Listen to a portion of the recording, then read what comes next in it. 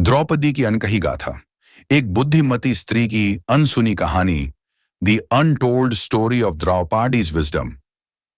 जब भी महाभारत की चर्चा होती है, द्रौपदी का नाम अक्सर सौंदर्य, अपमान और युद्ध के कारण ही याद किया जाता है। परंतु क्या हम कभी रुककर यह सोचते हैं कि द्रौपदी केवल एक पीड़िता नहीं, बल्कि एक अत्यंत बुद्धिमान, दूरदर्शी और निर्णायक स्त्री भी थी? इस लेख में हम द्रौपदी की उस अनकही गाथा को उजागर करेंगे, जिसमें उनकी बौद्धिक क्षमता, नैतिक दृढ़ता और स्त्री सशक्तिकरण की छवि निखर कर सामने आती है। द्रौपदी का जन्म अग्नि से हुआ था, एक विशेष उद्देश्य के साथ। वह केवल सौंदर्य की मूर्ति नहीं थी, बल्कि अत्यंत बुद्धिमान और राजनीतिक रूप से सजग स्त्री थीं। वे पांचाल नरेश द्रुपद की पुत्री थीं, जिनकी शिक्षा और संस्कार राजकुल की गरिमा के अनुरूप थे। वे शास्त्र और राजनीति की गहरी समझ रखती थीं। द्रौपदी का स्वयंवर केवल धनुर्विद्या की परीक्षा नहीं थी, बल्कि एक परीक्षा थी कि कौन उनके योग्य है। जब अर्जुन ब्राह्मण वेश में आकर लक्ष्य भेदन करते हैं, द्रौपदी बिना किसी झिझक के उन्हें स्वीकार करती है, यह जानते हुए कि वे योग्य हैं। यह दिखाता है कि वह बाहरी आवरण से अधिक आंतरिक गुणों को महत्व देती थीं।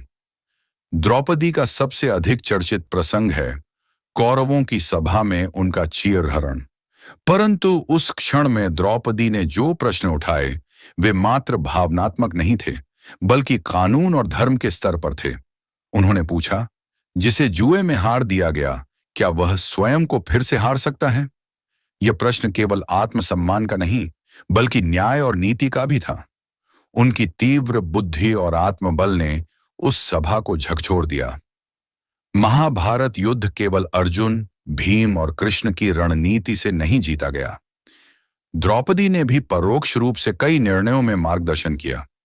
कर्ण के प्रति उनकी नीतिपूर्ण प्रतिक्रिया, अश्वत्थामा के व्यवहार पर विचार, युद्ध के बाद की न्यायिक स्थितियों पर उनकी राय, ये सब उनकी गहरी राजनीतिक और सामाजिक समझ को दर्शाते हैं। द्रौपदी एक ऐसी नारी थी जिन्होंने अपने अपमान को सहा जरूर, पर उसे दबाया नहीं। उन्होंने अपने स्वाभिमान को कभी मरने नहीं दिया। वे हर समय पांडवों को न्याय की ओर प्रेरित करती रहीं। वह केवल एक रानी नहीं थी, बल्कि एक मार्गदर्शक थीं, एक विवेकी स्त्री, जो जानती थीं कि चुप रहना अन्याय को और बढ़ावा देना है। द्रौपदी और श्री कृष्ण के संबंध गहरे थे, और उन दोनों के संवादों में जीवन, धर्म और कर्म की गूढ़ बातें छिपी हुई हैं। कृष्ण ने द्रौपदी को सखी कहा, परंतु यह संबोधन केवल प्रेम नहीं, गहन विश्वास और सम्मान का प्रतीक था। द्रौपदी ने श्री कृष्ण से सीखा कि धर्म तब तक जीवित नहीं रह सकता जब तक साहस से उसका समर्थन न किया जाए। महाभारत युद्ध के बाद जब हस्तिनापुर विध्वंस की कगार पर था, तब द्रौपदी ने सत्ता को स्थिर करने और धर्म की पुनः स्थापना में भी भूमिका निभाई।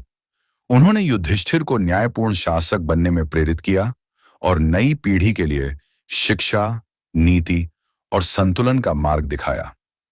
द्रौपदी केवल एक अपमानित स्त्री नहीं थी, वे एक विचार थी, एक चेतना थी, जो हर युग की नारी में जीवित रहती है।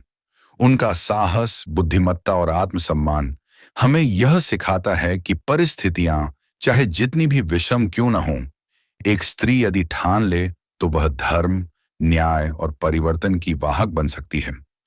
द्रौपदी की कहानी को सिर्फ पीड़ा की कहानी समझना उसकी आत्मा से अन्याय है। वह एक क्रांति थी, एक चेतावनी थी और सबसे बढ़कर एक जागृति का नाम थी। अगर आपको यह विषय रोचक लगा हो या आपको इस विषय पर और भी जानकारी चाहिए, तो कमेंट करें और वीडियो को लाइक करें, शेयर करें और हमारे चैनल को सब्सक्राइब करना न भूलें। धन्यवाद।